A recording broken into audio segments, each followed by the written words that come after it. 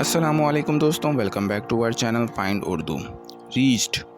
Reached का मतलब है किसी मकाम या जगह तक पहुंचना या किसी गोल को हासिल करना।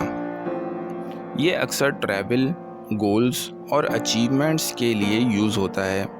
रीच्ड का मतलब है कि इंसान अपनी जर्नी या प्रोसेस के एंड पर पहुंच गया है और अपनी डिज़ायर्ड डेस्टिनेशन हासिल कर चुका है।